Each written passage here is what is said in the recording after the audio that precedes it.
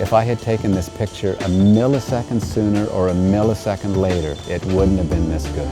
That's the definition of the perfect photo.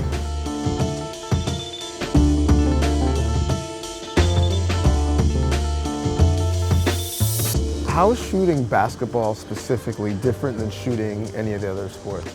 I'm part of the action. I have players coming at me and sometimes landing on me, and I'm having to dodge out of the way, but it just makes it that much more exciting. There's always something to take a picture of, so I love shooting basketball.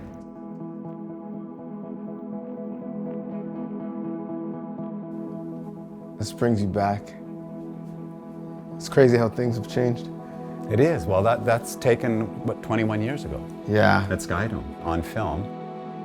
Just to be there doing that was amazing for me, and we actually beat them. That's right. In that game. You started shooting, not in Sports Illustrated, in the Oakville Beaver shooting basketball. For you to go to this level and shoot and be an SI, what's that like? Well, it's mind-boggling.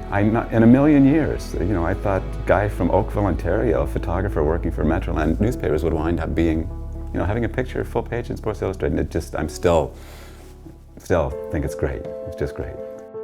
I love the stories that the photos tell. You see the focus, the intensity, you see the focus, but the coolness. Yeah. And I love that players sign with their number. He signs with 416. Yeah, I noticed that. Yeah, that's cool. Drake's pretty cool, dude. What was the challenge shooting at the Skydome? Well, the challenge is I now have strobes, which are big flashes up in the ceiling, and at Skydome, there was no catwalk above to put them on, so it was all available light. So the images are much better now given the quality, and the building is much better lit because I have the strobes up in the ceiling. So that would have been the challenge. Not just shooting sports, you shot a bunch of great concerts and events at the ACC as well. Take us through some of these. Who's ever going to think that I'm going to be taking pictures of Paul McCartney? And I actually talked to him. Really? Which was amazing.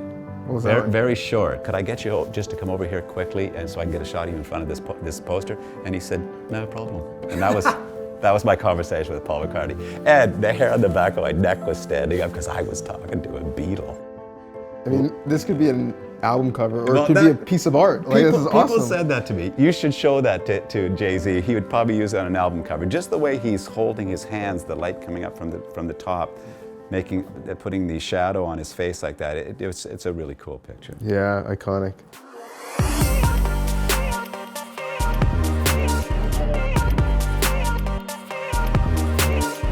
I'm just going to set up, this is what I call my glass cam remote that I fire remotely from the other side of the court. So I have to put this up and get out of here before the players come out to shoot around. This is the pole cam. And all the wires are marked glass and cam for when I plug them in to fire them from the other side of the court. So the guys sitting behind me, like, they're loving you. I'm serious, like they're loving you, so you're doing everything right. How many photos will you take in a given game day? That's probably the most asked question. And the answer is, it depends. I take what they give me. So it depends on the game. So if it's a good game and there's lots of people coming into the paint as opposed to taking three-pointers and then maybe 350 on all 4 cameras, maybe it'd be 100 less if there's just not much going on. If I were to have told you when you shot game 1 in the history of this franchise that you would have shot 1,000 games of basketball, what would you have said?